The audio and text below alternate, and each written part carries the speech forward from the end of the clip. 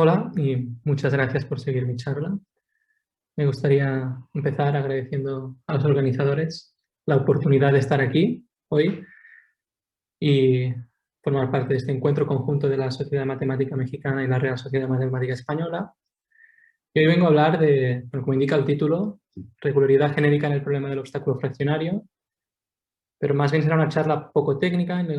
Lo que voy a hacer será una introducción a qué es el problema del obstáculo en general, qué es el problema del obstáculo fraccionario o qué es el problema del obstáculo estrecho, fino o delgado, que veremos más tarde.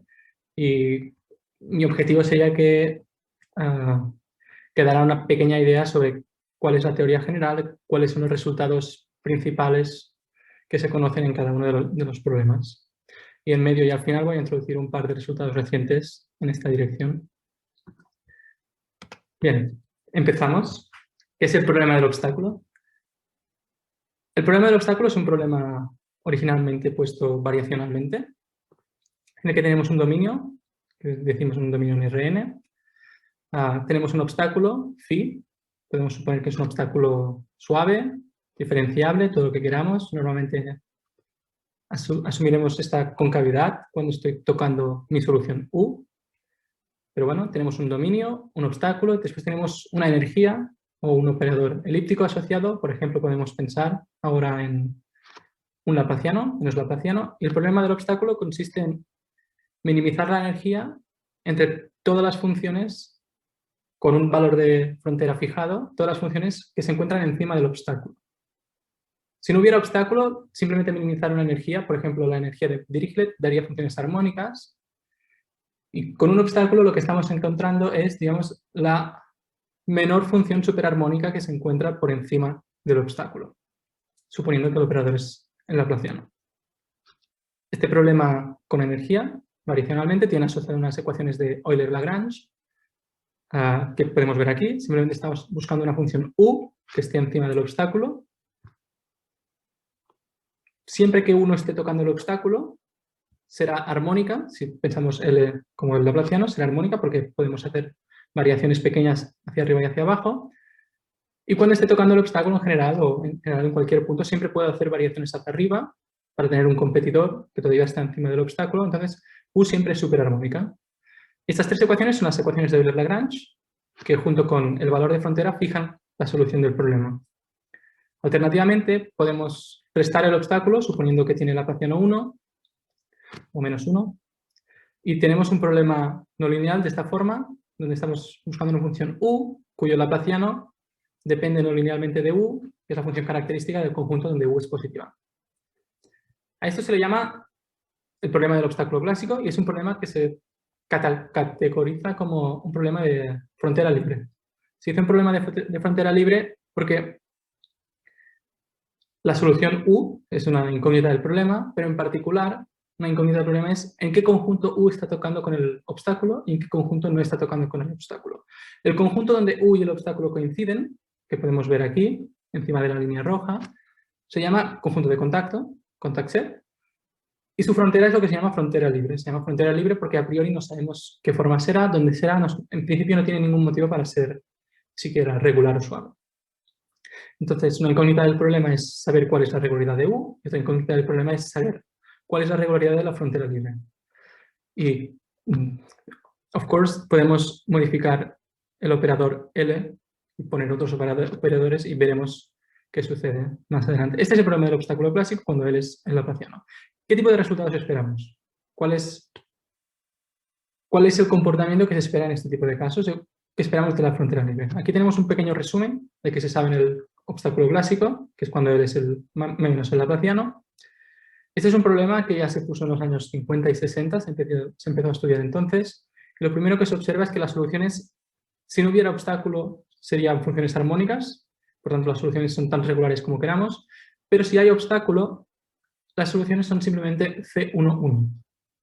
Y esto es independientemente de la regularidad del obstáculo. Y en particular tenemos que en cada punto la solución y el obstáculo se separan cuadráticamente. Esto es bajo una hipótesis en el obstáculo, que sea cóncavo, básicamente, pero en cada punto donde se separan solución y obstáculo lo hacen exactamente cuadráticamente, por debajo y por arriba. Se tiene esta imagen obstáculo y solución se están separando cuadráticamente. La cota por arriba es lo que nos da regularidad C1,1 cuando el obstáculo es C1,1 por lo menos. Y la regularidad no es mejor, es decir, podemos ver que incluso con obstáculos analíticos, la solución U tendrá laplaciano 0 cuando no toque el obstáculo y tendrá que el laplaciano coincide con el del obstáculo cuando lo toco. Entonces, hay un salto en el laplaciano, lo cual significa que las segundas derivadas no son continuas y, por tanto, no espero que las soluciones sean mejor que C1,1. Y, de hecho, son C1,1. Es un resultado muy, muy clásico, entonces, también relativamente sencillo de demostrar. Entonces ya empiezan un poco los resultados un poco más técnicos acerca de qué pasa con la frontera libre. La frontera libre, free boundary,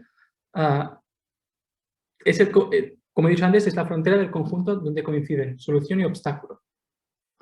El primer resultado acerca de la frontera libre es de Kinderlehrer y Nirenberg en el 77, que demostraron que si la frontera libre es C1, entonces es C infinito. Nótese que en general la frontera libre es la frontera del conjunto de contacto entre dos funciones regulares. Esto no significa que el conjunto de contacto entre funciones regulares no tiene por qué ser regular. Entonces, demostraron que si la frontera libre es C1, entonces es C infinito. El mismo año, más tarde, Caffarelli hizo el primer resultado global sobre la frontera libre y estableció la siguiente dicotomía. Dijo, la frontera libre se divide en puntos singulares y regulares. Aquí podemos ver una imagen.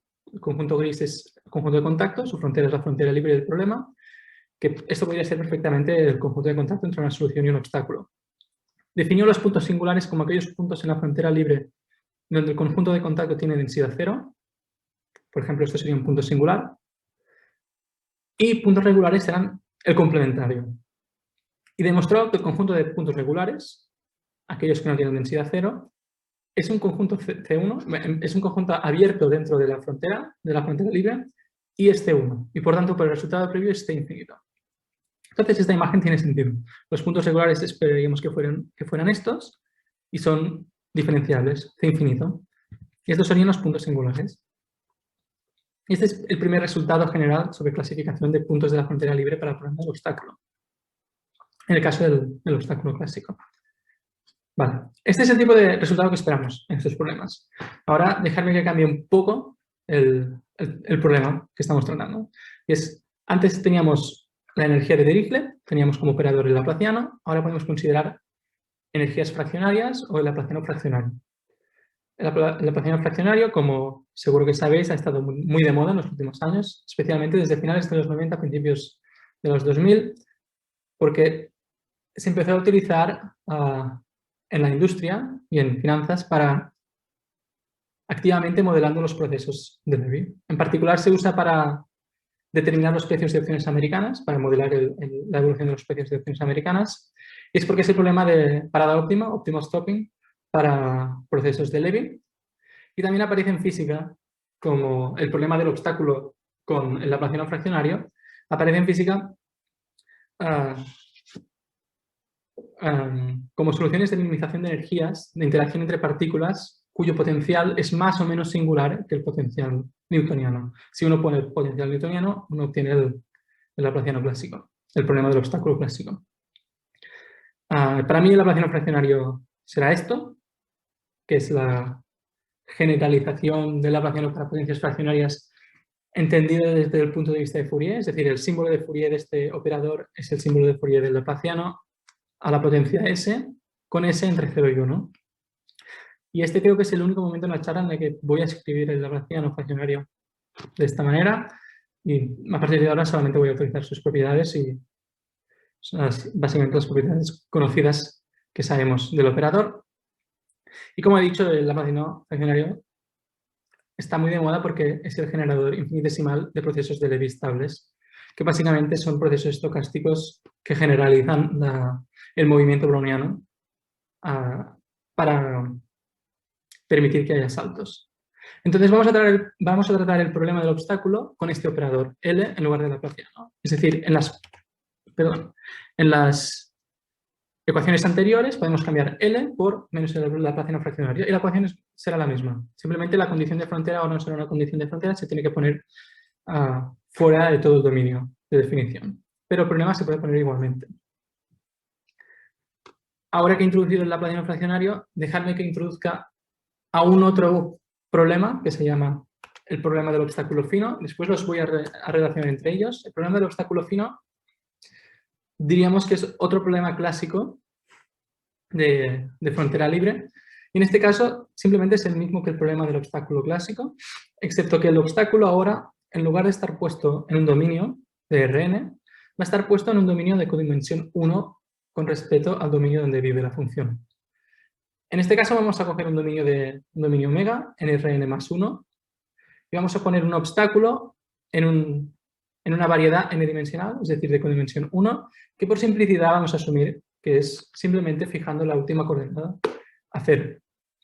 Y aquí ponemos un obstáculo, phi, igual que antes. Y el problema es el mismo que antes. Estamos buscando una función que minimice la energía de Dirichlet o la menor función superarmónica o supersolución que se encuentra encima del obstáculo.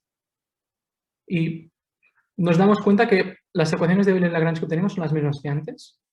En este problema estamos buscando una función u que ahora estará encima del obstáculo, pero solamente en este conjunto de codimensión 1, se llama el espacio fino, thin space. U será armónica cuando no toque el obstáculo, en particular U es armónica fuera del obstáculo y U es superarmónica en general porque siempre puedo hacer perturbaciones hacia arriba. Este es el problema del obstáculo fino. Nos damos cuenta que el problema está bien puesto, es decir, las funciones armónicas ven conjuntos de codimensión 1. Los conjuntos de codimensión 1 tienen capacidad armónica positiva, por tanto yo veo este obstáculo y cuando impongo la condición de minimizar, la función verá este obstáculo y lo tendrá en cuenta. Si fuera un conjunto de codimensión 2 no lo veríamos, pero al ser de codimensión 1 sí. Y otra cosa que hace falta destacar aquí es que las soluciones serán como mucho Lipschitz. Vemos que a través del obstáculo, la solución es la derivada normal da un salto. Entonces, las soluciones no serán mejor que Lipschitz. Este salto en la derivada normal es un poco arbitrario, es un poco artificial, diríamos, porque viene dado por la geometría del problema. Y normalmente cuando se habla de regularidad en este problema se ignora este hecho y lo que se observa es que la regularidad solo importa cuando se mira dentro del espacio fino, del thin space, porque después lo que tenemos es la extensión armónica hacia cada lado. Entonces, si uno se restringe en el thin space, ve que la regularidad ahora no está tan claro que sea como mucho Lipschitz y en general es mejor. Pero esto es algo que vamos a discutir después, simplemente que la regularidad en este problema será restringiendo la función en el thin space o tomando la extensión armónica hacia un lado, pero no hacia los dos. ¿Por qué el problema del obstáculo fino o estrecho o delgado? En este caso es un problema que incluso se puso antes que el problema del obstáculo clásico, se empezó a estudiar antes. Fue propuesto primero por Antonio Signorini en el 1933 y lo hizo en el contexto de elasticidad. Él puso un problema en el cual tenía una función tal que en la frontera del dominio tenía una condición o bien Dirichlet o bien Neumann. Cuando el problema es simétrico, se impone que o bien la derivada normal es 0 y estoy encima del obstáculo, o bien soy igual al obstáculo. Estas condiciones ambiguas le permitían modelar un problema de elasticidad. También aparece en mecánica de fluidos, en el que el obstáculo fino es una membrana semipermeable. Entonces tenemos una membrana y una célula, y tenemos líquido fuera y dentro de la célula, que se comporta por difusión, entonces es como armónico. Y hay una presión límite a partir de la cual el líquido puede fluir a través de la membrana. Esta presión límite es el obstáculo, entonces tenemos un problema del obstáculo fino. Aquí también aparece un control de calor en la frontera de una habitación. Como he dicho, el problema del obstáculo fino corresponde a minimizar la energía de Dirichlet entre funciones que están restringidas y están encima del obstáculo fino, y a primer orden se puede interpretar como minimizar el área del gráfico de U cuando está encima del obstáculo. Y finalmente, he introducido el obstáculo fino después del fraccionario, porque el obstáculo fino es un caso particular del obstáculo fraccionario. Es que tenemos la extensión de Caffarelli Silvestre. Cuando consideramos el operador L como este, en el obstáculo fino, lo que obtenemos es un problema en Rn más 1, cuya restricción en el espacio fino es exactamente el problema del obstáculo fraccionario que habíamos tratado antes.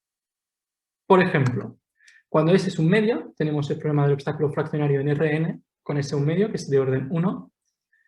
el aproximación fraccionario de orden 1 es un operador Dirichlet-Neumann en una dimensión mayor. ¿Esto qué significa? Que el problema del obstáculo fraccionario con operador Laplaciano fraccionario a la potencia 1 medio, cuando tenemos una solución de este problema en Rn, tomando la extensión armónica tenemos una solución del problema del obstáculo fino en Rn más 1. O equivalente, si tenemos una solución del problema en Rn más 1 del obstáculo fino, la restricción fijando la última coordenada 0, o sea, fijándonos en el espacio fino, es exactamente la solución del obstáculo fraccionario. Aquí es con Laplaciano porque ponemos potencia 1 medio, con otras potencias S, aquí tenemos un operador ligeramente diferente, degenerado pero elíptico.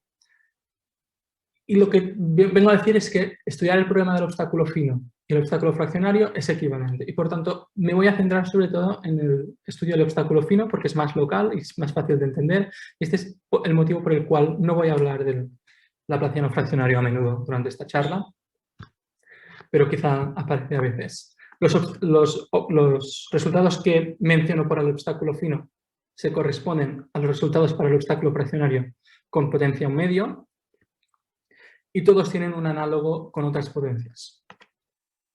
Vale. ¿Qué se sabe del obstáculo fino? ¿Cuáles son los resultados que esperamos? ¿O cuál es el resultado análogo a lo que teníamos para el obstáculo clásico? Para el obstáculo fino, lo primero que observamos es que la solución es C1 1 medio. Y no mejor, esto es óptimo. Como decía, esta es la regularidad en el espacio fino o tomando la extensión armónica hacia un lado. No es la regularidad a través del espacio fino.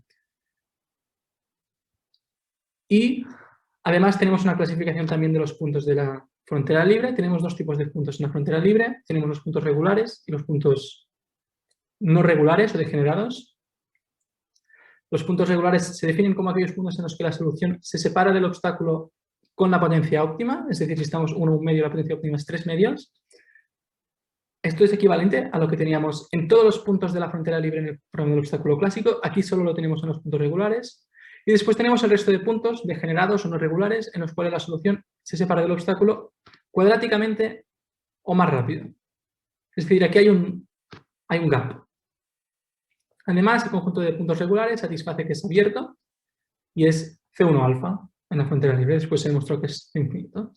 Este es un resultado, es una combinación de resultados de Athanasopoulos, Caffarelli y Salsa desde el 2004 hasta el 2009, 2010. Y como se ve, son resultados que se obtuvieron relativamente tarde en comparación al obstáculo clásico, y es que tuvieron necesidad de usar herramientas un poco más sofisticadas. En particular, en este caso, se usa la Lagrange Frequency Formula. Bien. De la misma manera, este es el problema para el obstáculo fino. Hay los resultados análogos para el obstáculo fraccionario. Y es lo mismo que antes, simplemente cambiando la potencia de 1 más 1 medio a 1 más S. Pero es exactamente lo mismo que antes. Dejadme añadir un pequeño detalle, y es que a partir de ahora vamos a asumir que el obstáculo es simplemente 0. Cuando el obstáculo es analítico, esto podemos hacerlo siempre, porque dado un obstáculo analítico, tomamos la extensión armónica, entonces es par, y podemos restarla y no cambia en nada el problema. Si el obstáculo es infinito, veremos al final que hay algún pequeño cambio en los resultados que voy a mencionar, pero en general podemos asumir que el obstáculo es 0. ¿Cómo se estudian estos problemas? Estos problemas tienen una estrategia bastante típica o bastante común para estudiar los puntos de la frontera libre. Lo que se hace es, se toma un punto de la frontera libre y se hace un blow-up. En este caso, tomamos un punto, si suponemos que 0 es un punto de la frontera libre, hacemos un blow-up alrededor de 0, donde estamos suponiendo también que el obstáculo es simplemente 0. Y al hacer un blow-up, lo que estamos haciendo es ver cómo se comporta la solución muy cerca de este punto de la frontera libre. Y en este caso clasificamos cuáles son los posibles blow-ups. Gracias a la Lagrange Frequency Formula vemos que estos posibles blow-ups son homogéneos. Entonces nos está diciendo a qué orden la función se está separando del obstáculo en el origen, suponiendo que el obstáculo es 0, de nuevo. Entonces clasificamos los puntos de la frontera libre según la frecuencia. La frecuencia es la homogeneidad de este blow-up en cada punto. Caffarelli y Salsa Silvestre lo que hicieron fue decir, muy bien, la frecuencia en cada punto de la frontera libre vale o bien 1 más S, o 1 más 1 medio en el caso del obstáculo fino, o un número que es o 2 o mayor. Además dijeron, los puntos regulares son aquellos tales que la frecuencia es exactamente 1 más S. ¿Por qué? Porque para estos puntos podían clasificar exactamente cuál es el blow-up Y una vez sabes exactamente cuál es el blow-up y viendo que es la frontera, que es la frecuencia menor, ven que a medida que te acercas al blow-up, estás más cerca de esta solución homogénea, que está clasificada y que es una solución tipo semiespacio, entonces se puede clasificar que la frontera libre es C1 alfa. Y así es como hicieron la clasificación de puntos regulares y es claramente muy simplificado, pero esta es la idea de por qué los puntos de menor orden son C1 alfa. Y después están el resto de puntos, que son los puntos con frecuencia número entre 2 e infinito. Suelo destacar que esto es para el problema fino, como he dicho. Para el problema clásico, todos los puntos de la frontera libre habíamos visto que son de frecuencia 2. Aquí hay muchas más frecuencias, hay mucha más diversidad, hay mucha variedad de puntos de la frontera libre. Y después están los puntos, como decía, de frecuencia 2 o mayor, para los que se sabe mucho menos, que son los puntos no regulares o degenerados. Suelo decir que bajo una condición de no degeneración, los puntos no regulares son simplemente 2, los de frecuencia 2, pero en general hay muchos. Dentro de los puntos no degenerados, que es como lo que va a ser el cuerpo de esta charla, básicamente los únicos que se han podido estudiar, o los principales, ahora ya no son los únicos, pero los principales que se han podido estudiar son los puntos singulares. Los puntos singulares para este problema no es el complementario de los puntos regulares. Están los puntos regulares, cuyo complementario son los degenerados, y los singulares, que es un subconjunto de los degenerados. Garofalo, Petrosian y después Garofalo y Rossotón estudiaron los puntos singulares para el problema del obstáculo fino y para el obstáculo fraccionario y definían un punto es singular si el conjunto de contacto en aquel punto es simplemente de densidad cero, igual que en el obstáculo clásico, y para los puntos singulares pudieron clasificar que las frecuencias en los puntos singulares son exactamente números pares. Y después también, pues, usando esto, sabes que el blow-up va a ser un polinomio homogéneo, que será armónico porque son puntos singulares, y tienes una expansión de la solución en cada uno de estos puntos de esta forma. Es decir, U es principalmente el blow-up más un término del menor orden. Usando esta expansión y usando que la familia de polinomios alrededor de los puntos singulares es continua dentro de la frontera libre, se obtiene que la normal, que el conjunto de puntos singulares está contenido en una variedad cuya normal es continua, es decir, una variedad C1. Y de esta manera se obtiene que el conjunto de puntos singulares está contenido en una variedad C1. Muy brevemente, en un trabajo reciente con Joshua Berry, mejoramos la expansión anterior y decimos que, de hecho, el término de menor orden se puede hacer explícito en casi todos los puntos de la frontera libre. Entonces tenemos una expansión de la forma polinomio de homogeneidad kappa, un término de homogéneo de orden kappa más 1, de manera que tenemos un módulo explícito de continuidad para casi todos los puntos, y esto implica que la normal en la variedad originalmente no era simplemente continua, sino que además era C1. Por tanto, el conjunto de puntos singulares están contenidos en una variedad C2. Vale. En general, pero los puntos de la frontera libre que no son regulares pueden ser singulares o pueden ser otras cosas. Aquí voy a dar un pequeño resumen de qué pueden ser y qué problemas tenemos. Fijamos es igual a un medio, como he dicho antes, y estamos tratando con este problema con obstáculos ceros. Estamos buscando una función U que sea positiva en el espacio fino, que sea armónica cuando no toque el obstáculo es cero, y que sea superarmónica en general. Entonces la frontera libre se puede dividir según la frecuencia, como he dicho, pero vamos a dividir, hay los puntos regulares, que son los de frecuencia 3 medios, y están el resto de puntos. Los puntos de frecuencia par son los singulares, pero están el resto de frecuencias posibles. Y solo para recordar, el conjunto de contacto es un subconjunto del espacio fino, es decir, es un conjunto n-dimensional, cuya frontera es n-1 dimensional. Entonces, la frontera libre se divide en estos 5 conjuntos. Tenemos los puntos regulares, que ya hemos visto, de frecuencia 3 medios, que son de dimensión n-1, y la propiedad principal es que sabemos decir que son puntos que son un conjunto C infinito. Están los puntos singulares, que también hemos visto, que son aquellos de densidad 0, que son de frecuencia par y que tienen dimensión n-1. En esta imagen, estos serían puntos regulares, estos serían puntos singular. Esto es una posible configuración. Después están los puntos impares, que son los puntos con frecuencia impar, que alternativamente se clasifican como ser puntos de densidad 1, es decir, de densidad completa. Tienen dimensión como mucho n-1 Además se sabe que están contenidos en un conjunto C1 alfa. En esta imagen, este de aquí sería un posible conjunto gamma o gamma impar. El único problema es que estos puntos no se sabe si existen.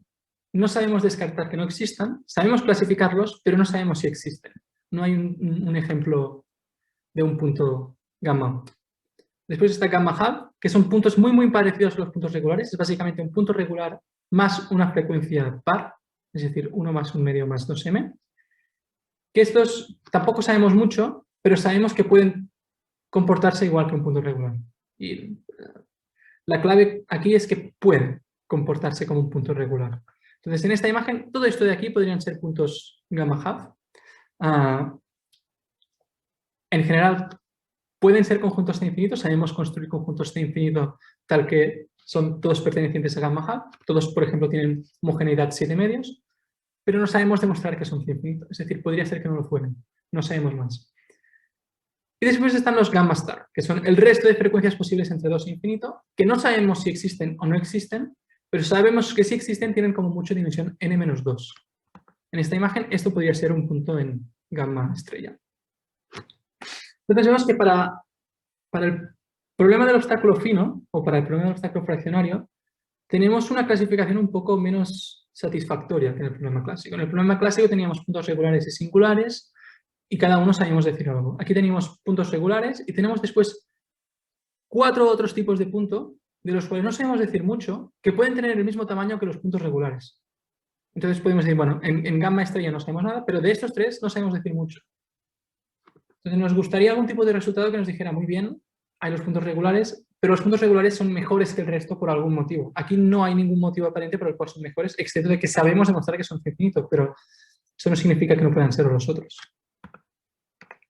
Entonces este es el resultado con Xavier-Rossotón, y lo que hacemos es un resultado genérico. Decimos, muy bien, es cierto que el problema del obstáculo tiene muchos puntos para los que no sabemos decir nada, pero son poco frecuentes.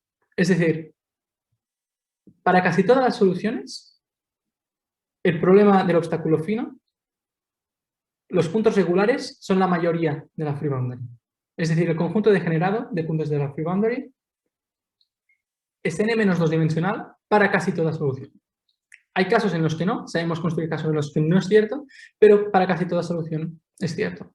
En particular, genéricamente, la frontera libre es de infinito, excepto en un conjunto de dimensión menor. Decimos que una propiedad se satisface para casi toda solución si, fijando un valor de frontera, podemos sumar y restar constantes, pues sí se satisface para casi todas las constantes que sumamos y restamos. Entonces es como el primer resultado que de alguna manera te dice que la free boundary en general puedes asumir que es regular, excepto en un conjunto menor, siempre que alguien no te lo haya puesto un mal ejemplo expresamente. Después hay otro ejemplo en los que podemos suponer que los obstáculos son C infinito. Existen entonces, antes estábamos suponiendo que los obstáculos eran 0. Si suponemos que el obstáculo es C infinito, aparece otro punto, que son los puntos gamma infinito, que son los puntos con frecuencia infinito. Estos puntos pueden existir y pueden ser muy malos, de manera que la frontera libre podría contener puntos de frecuencia infinita, y el conjunto de puntos de frecuencia infinita podría tener dimensión mayor que n-1, que sería la dimensión natural que tuviera una frontera.